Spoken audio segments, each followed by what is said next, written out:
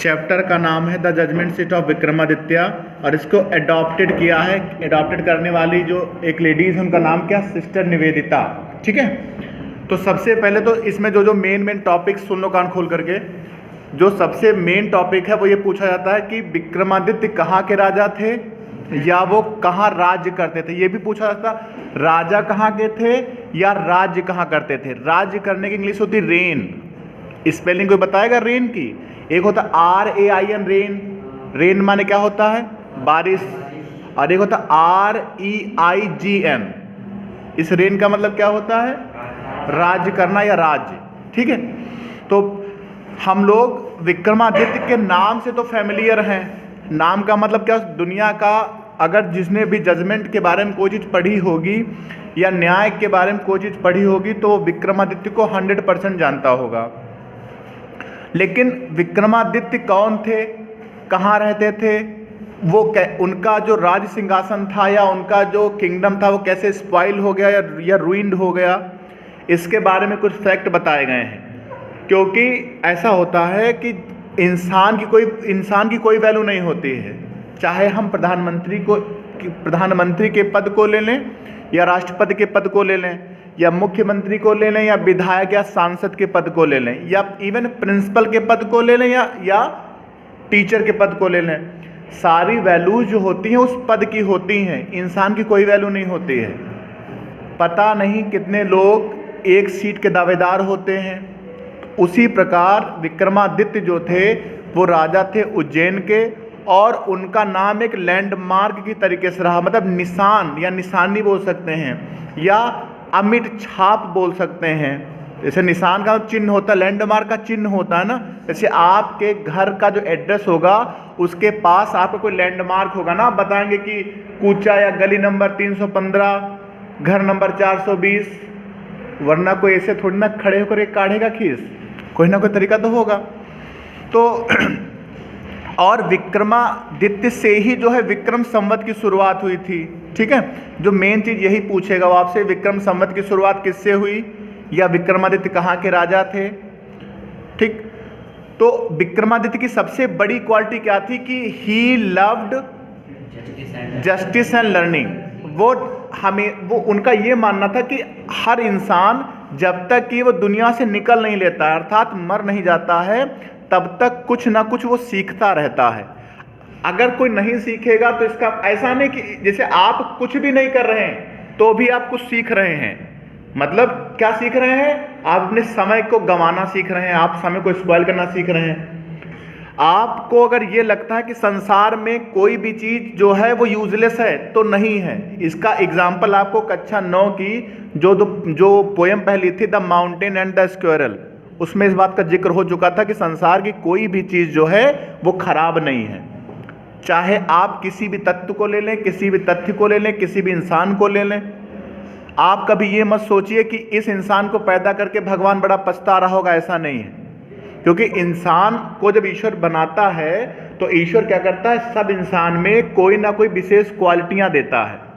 अब वो अलग की बात है, कुछ लोग उस क्वालिटी को पहचान जाते हैं और कुछ लोग उस क्वालिटी को नहीं पहचान पाते हैं। ठीक है, फिर Vikramaditya was never deceived. Deceived माने होता है धोखा खाना। समझ पाए नहीं समझ पाए? तो विक्रमादित्य की आंखों ने कभी धोखा नहीं खाया किसी ऐसे व्यक्ति को पहचानने में जो अपराधी हो या जो अपराधी ना हो। अर्थात वो जो है वो केवल उसी को, इसको बंद कर दो, वे जो है केवल उसी को पनिशमेंट देते थे जो अपराधी होता था, अपराध की श्रेणी में आता था। अर्थात किसी भी निर्दोष को वो पनिशमेंट नहीं देते थे। ठीक है, फिर क्या है, और उनमें एक सबसे बड़ी क्वालिटी क्या थी, जैसे एक बार एक वाक्य याद है, एक राजा के राज्य में एक चोरी हो गई। तो चोर को पकड़ने के लिए हुआ क्या था कि एक शाही खजाना था, शाही मतलब राजा का खजाना था, उस खजाने में केवल मंत्री ही आते जाते थे। तो उनके खजाने से कोई हीरा या जवाहरात गायब हो गया होगा। तो बीरबल के पास ये खबर आती, महाराज बहुत कीमती बेशकीमती हीरा गायब हो गया खजाने से, इसको ढूंढना है आपको। तो उन्होंने क्या किया, उन्होंने कहा ठीक है, जितने लोग आए थे उन सबको बुलाओ। सबको बुलाया गया और कहा, उन्होंने गेस किया। बीरबल हमेशा गेस करते थे, ये डेफिनेट नहीं होता कि यही ही चोर है, वो गेस करते थे। उन्होंने कहा, राजा साहब मैं चोर को पकड़ लूंगा 1 सेकंड में। सारे मंत्री, सारे सभासद वहां खड़े हुए थे राज्य में, उनके कोर्ट में। तो उन्होंने कहा, जो चोर है उसकी दाढ़ी में एक तिनका लगा हुआ है। कोई तिनका उनका नहीं लगा था। और जाहिर सी बात है, चोर हो क्या करेगा, वो ऐसे दाढ़ी खुजलाने लगा, ऐसे छूने लगा, अपनी दाढ़ी को छूने लगा। तो उसको पकड़ लिया गया। तब से फ्रेज चल गया कि चोर की दाढ़ी में तिनका। इसका मतलब होता है जो बुरे काम करता है या जो चोरी करता है वो सस्पिशियस रहता है, वो डरा डरा रहता है कि ऐसा ना हो पकड़ लिए जाए, कहीं ऐसा ना हो बवाल हो जाए। तो वही बात थी बेटा, जब कोई भी अपराधी विक्रमादित्य के सामने आता था वो तो डर के मारे कांपने लगता था, क्योंकि वह अपराधी जानता था कि विक्रमादित्य की आंखें जो हैं उसके अपराध को तुरंत पकड़ लेंगी। अपराधी जो होता है, देखिए हम लोग क्या कर सकते हैं, हम लोग एक दूसरे की आंखों में तो धूल झोंक सकते हैं ना। सपोज करिए कोई लड़का टॉयलेट चला गया या पानी पीने चला गया, उसके बैग से आपने कोई कीमती सामान चोरी कर लिया, उसके जेब से पैसे निकाल लिए, बैग के जेब से, उसको नहीं पता। और आप चोरी करते हैं या आप कोई बुरा काम करते हैं तो आपको तो पता ही है कि आपने बुरा काम किया है या अच्छा काम किया है। तो आप दुनिया भर के लोगों से झूठ बोल सकते हैं, लेकिन आप खुद से कभी भी झूठ नहीं बोल सकते हैं। कि बोल सकते हैं? आप कितना खुद से झूठ बोल सकते हैं? 1% भी आप खुद से झूठ नहीं बोल सकते हैं, क्योंकि खुद से झूठ बोला ही नहीं जा सकता। आप चाहे बोल के देखिए, आपने खाना ना खाया हो, आप अपने आप से कहिए हमने खाना खा लिया है, तो आपकी अंतरात्मा आवाज करेगी झूठ बोल रहे हो। अर्थात हमारे अंदर जो दैवीय शक्ति विद्यमान है, हम उससे झूठ नहीं बोल सकते हैं। हो सकता है ऐसा ही जब विक्रमादित्य के सामने चोर आता हो तो उनको देख करके उसको ऐसा लगता हो कि ये विक्रमादित्य उस चोर के या उस गिल्टी के अपराध को पकड़ लेंगे और उसको पनिशमेंट दे देंगे।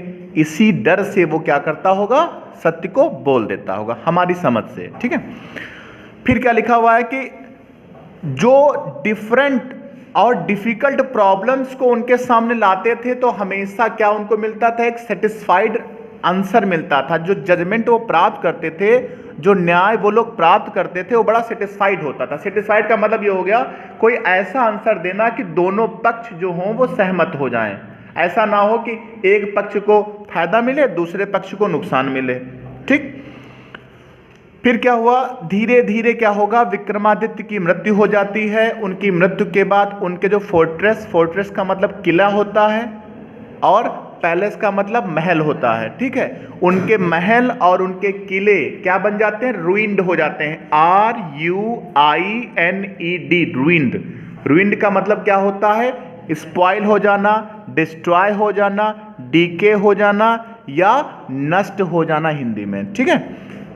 उनकी मृत्यु के बाद उनके किले, उनके महल स्पॉइल हो जाते हैं, डिस्ट्रॉय हो जाते हैं और वहां पर क्या हो जाता है, अनइवन जगह हो जाती है। पेड़ पौधे उगाते हैं, घास वास उगाती है। और उसी दौरान क्या होता था, वहीं पर जो आसपास गांव के जो चरवाहे होते थे वो अपनी जानवरों को वहां पर चरवाने के लिए लाते थे, मतलब फीडिंग करने के लिए लाते थे। लड़कों के पास सफिशिएंट टाइम था, सुबह आते थे शाम को जाते थे। उन लोगों ने एक प्लान बनाया कि हम लोग दिन भर यहाँ बैठे तो रहते हैं, चोंगा बने, तो क्यों ना हम लोग कोई गेम खेलते हैं। गेम खेलने के लिए उन्होंने कहा, उनमें से एक लड़के ने कहा कि मैं क्या बनूंगा, मैं जज बनूंगा और तुम लोग क्या बनोगे, अपने अपने मुकदमे, अपने अपने केसेस जो है मेरे सामने लाना। उसी जगह पर जहां पर वो लोग खेलते थे वहीं पर एक अनइवेंट माउंड, ग्रीन माउंड था, जो बिल्कुल किसी राजा के राज सिंहासन के जैसा प्रतीत हो रहा था। लड़का क्या करता है, जज बनता है और जज बनने की प्रक्रिया में वो उसी माउंट मतलब टीले पर बैठ जाता है। और जैसे ही लड़का उस टीले पर बैठता है उसका मैनर, उसका टोन बदल जाता है। आपको ये लगता होगा कि अगर आप प्रिंसिपल बन जाए तो आप फलाना धमाका काम कर देंगे। आपको लगता है कि अगर आप पापा के स्थान पर होते तो आपको खूब पैसे आप अपने बच्चे को देते, बेटा जाओ खूब खर्चा करो जा करके। ऐसा आप नहीं करते, खाली कहने के लिए है। आपके गार्जियंस जो हैं वो ये सोचते हैं कि आप कहीं गलत रास्ते पर ना चले जाएं, इसलिए वो आप पर अंकुश करते हैं। नसीब वाले हैं आप लोग कि आप लोगों को रोकने वाले टोकने वाले लोग मिलते हैं, वरना बहुत से ऐसे आवारा लोग घूमते हैं जिनको कोई रोकने टोकने वाला नहीं होता है। एग्जाम्पल के तौर पर आप रोड पर भी बहुत से लोगों को देखते होंगे, आपकी उम्र के भीख मांग रहे हैं, आपकी उम्र के होटल पे काम कर रहे हैं, आपकी उम्र के बहुत परेशान नशा कर रहे हैं, आप उनमें से कोई चीज़ नहीं कर रहे हैं। इसका मतलब ईश्वर ने आपको अच्छी चीज़ें दी हैं, उसको धन्यवाद बोलिए। फिर क्या होता है, जैसे लड़का उस पर बैठता है उसका बोलने का तरीका, देखने का तरीका, स्टाइल वगैरह सारी चेंज हो जाती है। और होता क्या है, उसके अंदर उस महान शख्स की, या हम बोल सकते हैं उस महान व्यक्तित्व की, अर्थात विक्रमादित्य की आत्मा आ जाती है, जो आत्मा उस लड़के को सही मार्गदर्शन दिखाती है। पहली बार जब उसके सामने केस प्रकट किया गया या लाया गया ट्रायल के रूप में, तो उसने जो निर्णय दिया वो बिल्कुल सटीक और बिल्कुल सही निर्णय था। तो लड़कों को क्या लगा, धोखे में ऐसा आंसर हो गया होगा। इसे कोई बिल्कुल निकम्मा लड़का जो कतई ना पढ़ता हो और वो आपके सामने सवाल एक लगा के दे दे, कहा देखिए मेरा आंसर आ गया, या कोई ट्रांसलेशन बना दे तो देखिए वो कहेगा मेरा आंसर आ गया, तो आप क्या कहेंगे, ये पक्का है तो इसने नकल की है या धोखे में बन गया, ये तो आप कहेंगे। लेकिन जब बार बार वो आपके सेंटेंस का जवाब देता रहे, बार बार वो आपके प्रश्नों का जवाब देता रहे, बार बार आपके वो टेंसेस बनाता रहे, इसका मतलब क्या है, उसमें कोई ना कोई विशेष परिवर्तन हुआ है। ऐसा होगा नहीं होगा। तो वो लोग क्या करते थे, मुकदमे को लाते थे, बार बार वो सही करता था, धीरे धीरे उस लड़के की पब्लिसिटी जो है दूर दूर तक फैल जाती है और बहुत से कॉम्प्लिकेटेड केस उसके पास आने लगते हैं। कॉम्प्लिकेटेड का मतलब डिफिकल्ट, मुश्किल वाले केसेस उसके सामने आने लगते हैं। और होता क्या है, वो उनको बड़ा आसानी से सुलझा देता था, अर्थात उसको सॉल्व कर देता था, और लोगों को क्या मिलता था, अच्छा न्याय मिल जाता था, और लोग खुशी खुशी उसके जजमेंट को एक्सेप्ट करते थे और अपने अपने घर चले जाते थे। दोनों पक्ष सेटिस्फाइड होते थे, जो क्लेम करता था, जिस पर क्लेम करता था। नहीं समझ पाए, एक क्लेम करने वाला क्लेम किसी पर तो करेगा, जिस पर वो क्लेम करता था और क्लेम करने वाला, दोनों पक्ष बड़े सेटिस्फाइड होते थे और हंसते खेलते अपने घर चले जाते थे। यह बात धीरे धीरे कंट्री साइड में पहुंच गई, अर्थात गांव गांव तक ये बातें पहुंचने लगी। वहां पर जो तत्कालीन राजा था, किंग जो था, जो रूल करता था, उसके जब कानों में ये बात पहुंची तो उसने अपने सैनिकों को भेजा और कहा पता करो जाकर के कहां से आया है, ये लड़का कौन है, क्या बात है, पता करो। तो वो लोग पता करते हैं कि यह लड़का वही उस स्थान पर बैठता है जो कभी विक्रमादित्य का पैलेस हुआ करता था। बेटा कौन खटपट कर रहा है भाई, अगर हम उठे तो तुम्हारा खटपट कान से आएगा, इसलिए शांति से बैठो। तो क्या करते हैं वो कि जब वो पता करने के लिए जाते हैं तो पता चलता है ये तो वही स्थान है जहां पर विक्रमादित्य का सिंहासन था। लड़के में क्या होता था, लड़का जब ग्रीन माउंट पर बैठता था तो सबसे यूनिक, सबसे डिफरेंट लगता था, और जैसे ही वो माउंट से उतरता था एक कॉमन लड़का हो जाता था। राजा ने क्या किया, अपने सैनिकों को भेजा, उस जगह को डिग आउट करवाया। डिग आउट का मतलब खुदवाया। जब जगह खुदवाते हैं तो वहां से एक ब्लैक मार्बल की एक सीट मिलती है जिसमें जो है 25 एंजल्स होते हैं, स्टोन हैंड सपोर्टेड एंजल्स होते हैं। तो एक तो ये प्रश्न बनता है कि विक्रमादित्य की सीट काहे की बनी हुई थी, तो ब्लैक मार्बल की बनी हुई थी। अगर ब्लैक मार्बल नहीं आंसर में दे रखा है तो आप क्या लिखेंगे, स्टोन की बनी हुई थी। उसमें सपोर्टेड के तौर पर कितने एंजल्स थे, 25 जो थे सपोर्टेड के तौर पर एंजल्स थे। अब क्या होता है, जब वो सीट को वहां से निकाला जाता है तो लड़के को ऐसा लगता है कि यार उसकी बहुत प्रिय वस्तु जो है उससे छीनी जा रही है। सीट को निकाला जाता है, राज सिंहासन जो राजा होते हैं उनके दरबार में लाया जाता है, और लाने के बाद क्या होता है, राजा 3 दिन फास्टिंग करता है, मतलब उपवास रखता है, अपनी प्रजा को उपवास रखने के लिए बोलता है, और फिर क्या करता है, सबसे कह देता है जाओ अब चौथे दिन, 3 दिन फास्टिंग रखने के बाद चौथे दिन हम लोग क्या करेंगे, सिंहासन पर मैं सिंहासन पर बैठूंगा और आप लोग मेरा सम्मान करेंगे। ये बात होती। चौथे दिन राजा, जज और जो उनके प्रीस्ट का मतलब पादरी होता है, लेकिन हम लोग बोलेंगे कि पुजारी या मौलवी, ठीक है ना, उसको प्रीस्ट बोलेंगे। प्रीस्ट के साथ में, पादरी या पुजारी के साथ में राजा और जजेस लोग वहाँ पर आए होते हैं। पहले तो सब एक साथ चल रहे होते हैं, धीरे धीरे जैसे ही वो लोग इंटर करते हैं कतार 2 भागों में बट जाती है। एक दाहिने एक बाएं, और बीच में राजा होता है। राजा क्या करता है, सीधे उस कुर्सी के पास जाता है, सीट के पास जाता है, जजमेंट सीट ऑफ विक्रमादित्य के पास, और अपने बड़े अदब तहजीब के साथ में वो क्या करता है, सर को झुकाता है, प्रणाम करता है और उस पर बैठने की कोशिश करता है। जैसे ही राजा उस कुर्सी पर बैठने वाला होता है, तैसे ही एक एंजल क्या करता है, उसको रोक देता है और उससे पूछता है, अरे राजा, क्या तुम सच में इतने अच्छे हो? क्या तुमने उन चीज़ों को कभी प्राप्त करने की कोशिश नहीं की है, या उन राज्यों पर राज्य करने की कोशिश नहीं की है जो तुम्हारे खुद के नहीं थे? तो जायज़ सी बात है, पहले हम बता चुके हैं कि आप खुद से तो झूठ नहीं बोल सकते हैं। तो राजा ने कहा की है। तो फिर वो एक एंजल उससे निकल जाता और कहता है, जाइए आप फास्टिंग करिए, जाके फिर से 3 दिन अपने आप को पवित्र बनाइए और फिर आप इस पर बैठिया करके। ये तब तक चलता रहता है जब तक कि उसमें सेकेंड लास्ट देवदूत नहीं बचता है। सेकेंड लास्ट देवदूत जब फिर राजा 23वीं 24वीं बार जब जाता है, तो राजा को ऐसा लगता है कि बड़े कॉन्फिडेंस के साथ में इस बार तो बैठने के लिए अलाउ कर दिया जाऊंगा। जैसे राजा वहाँ पहुँचता है, वैसे क्या होता है, उसमें से फिर एक देवदूत निकलता है और राजा से कहता है, राजा, क्या तुमने कभी उन धन को हड़पने की कोशिश नहीं की है जो तुम्हारे खुद के नहीं थे? जायज़ सी बात है, हम में से कोई ऐसा नहीं जिसने कभी ना कभी कहीं ना कहीं चोरी नहीं की हो। 101% सब ने चोरी की होगी। देवराज सिंह की कहावत कि फ्रिज से चॉकलेटें निकाल ली होगी, मम्मी मार्केट चली होगी तो चीनी फाँक ली होगी चोरी करके, या दूध पी गए हो चोरी करके, पापा की जेब से पैसे चुरा लिए होंगे 2 4 5 रुपए। मतलब आपके लिए बहुत बड़ा अमाउंट हो गया, लेकिन चोरी का मतलब चोरी हो गया। तो चोरी से एक किस्सा था, एक बार 2 चोर चोरी करते पकड़े जाते हैं और दोनों चोरों में क्या होता है, राजा दोनों को फांसी दे देता है। इसका टाइटल है चतुर चोर।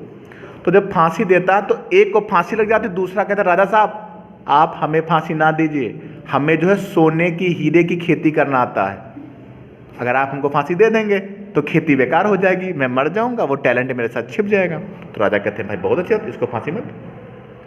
वो कहता है कि आप एक काम करिए, खेत को जुताइए, प्लगिंग द फील्ड, खेत को जुताया जाता है और उसमें क्या करता है, वो जौ के बीज बोआता है, जिसे सेतु बनता नहीं, जौ के बीज उसमें बोआता है। जाड़े के सीजन में गेहूं की कटाई होती है, उसी दौरान जौ की भी कटाई होती है। जाड़े में ओस ज़्यादा गिरती है, जब ओस गिरती है तो आप जब ओस की बूंद पर जो है सूरज की किरणें पड़ती हैं तो डायमंड की तरीके से चमकती है, सुनहरी चमक चमकती नहीं चमकती है।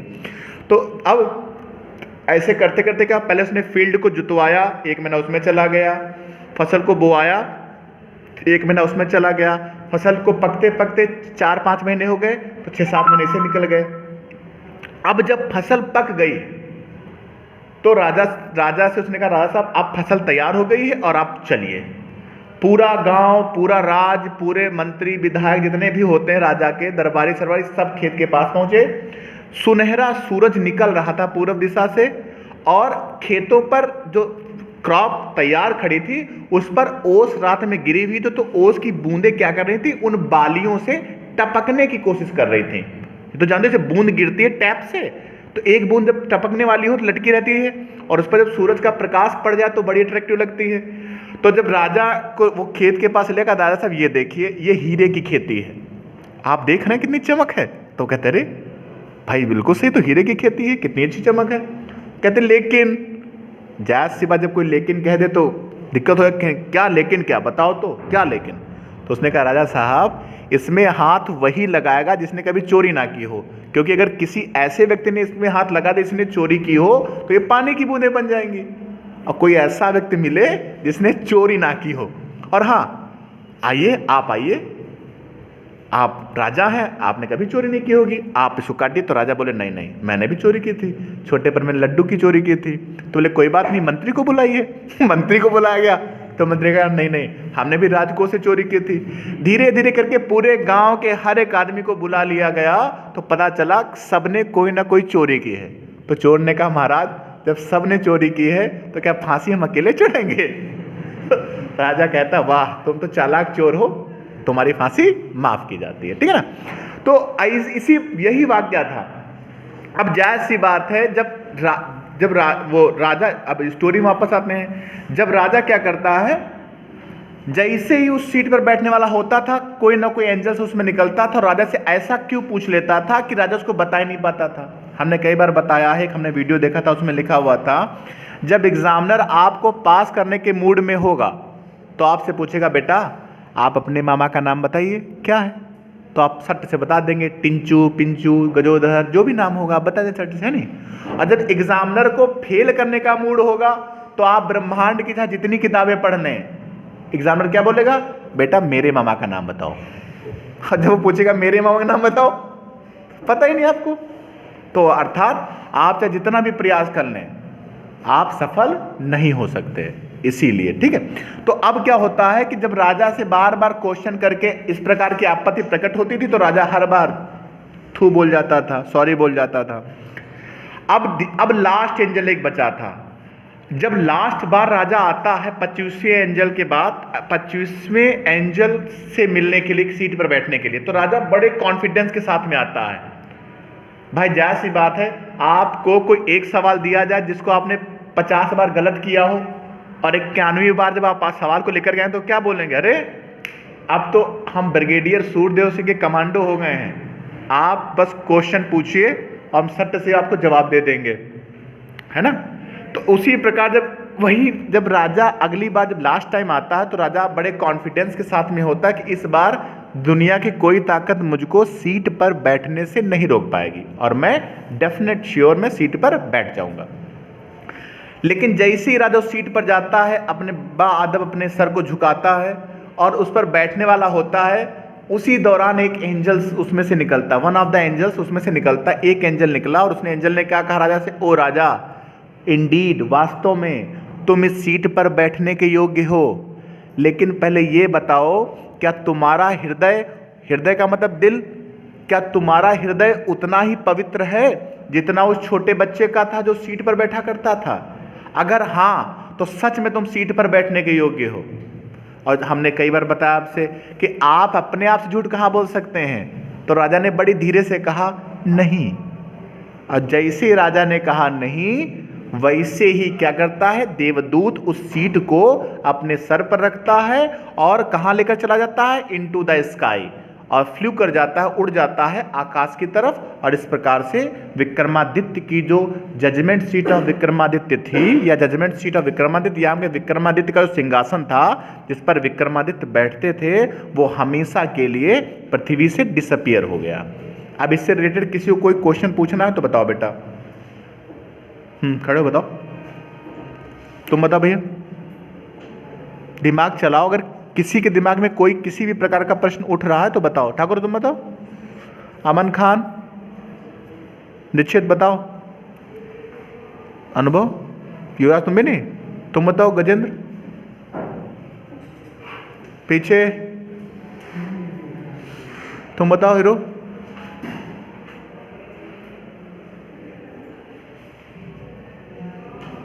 ठीक है, किसी को कुछ पूछना नहीं है, चलो चलो हम पूछ ले रहे, फिर नहीं पूछना तो चलो सबसे पीछे खड़े हो। The king Vikramaditya is famous for his, Vikramaditya किस लिए फेमस थे, हिज जस्टिस एंड लर्निंग, ठीक है, बहुत बढ़िया, बैठो, चलो तुम खड़े, Yuvraj.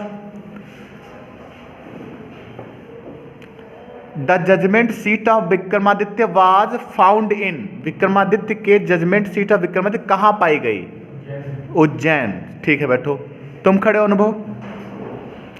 The judgement seat of Vikramaditya was made of, काहे की बनी थी, ब्लैक मार्बल। अगर ब्लैक मार्बल ऑप्शन में नहीं है तो आप स्टोन लगाएंगे, ठीक है, बहुत बढ़िया, बैठो। प्रियांशु तुम हो खड़े हो। Last angel took the judgement seat to, last angel judgement seat को कहां लेकर के चला जाता है, हा? बने जूजू हो, आंसर बताओ। हमने पूछा जो लास्ट एंजल होता है वो जजमेंट सीट को कहां लेकर के चला जाता है, समुद्र में, सी, दूसरे राज्य में, अनदर किंगडम, या द स्काई, द स्काई, सही है, बैठो, चलो पीछे खड़े हो, हाँ विक्रम संवत ओज its origin to, Vikram Samvat कहां से लिया गया, किससे इसका ओरिजिन का मतलब होता उत्पत्ति हुई है। तो बताओ बेटा, अशोक से, चंद्रगुप्त मौर्य से, विक्रमादित्य से या समुद्रगुप्त से? विक्रमादित्य, ठीक है। पड़ोस में कौन है भैया? हाँ पंडित जी तुम बताओ। Who was Vikramaditya? विक्रमादित्य कौन थे? हाँ, द किंग ऑफ उज्जैन। ठीक, बैठो। रजनीशी लाल तुम खड़े हो। The guilty trembled before Vikramaditya, guilty जो थे मतलब अपराधी विक्रमादित्य के सामने कांपने लगते थे, क्यों? वे बड़े क्रूर थे इसलिए, कि वे अनजस्टिस थे इसलिए, कि he was intelligent enough to discover their guilt? Question दे रखा नहीं? क्वेश्चन है कि विक्रमादित्य के सामने अपराधी कांपने लगते थे, इसका रीजन क्या है? इधर आओ, यहां पे आओ, ये देखो आकर, इधर आओ भाई, पूछ तो नहीं तुमसे। ये क्वेश्चन पढ़ो, इसमें आंसर ढूंढो तीसरे का। गिल्टी ट्रेम्बल्ड, हाँ, आंसर बताओ। आज हमको लगा तुम पोस्टर बनी हो।